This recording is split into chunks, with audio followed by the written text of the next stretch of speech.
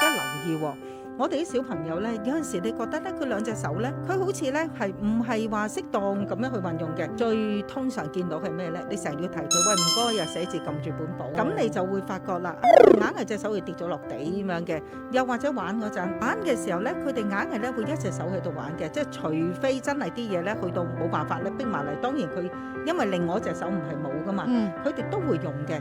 但係喺個過程咧，你總係咧喺隔離嗰個話，喂用下隔離隻手啦，你扶住佢，你成日有呢種咁嘅講法咧，最終話咗俾佢聽，咦咁佢個左右好似大家唔係合作得幾好噃，而左右嘅合作正正就會反映我哋個腦袋，我哋個合作係咪合作得好？而呢類嘅小朋友咧，喺佢哋睇啲 B 字同埋 D 字就有機會咧係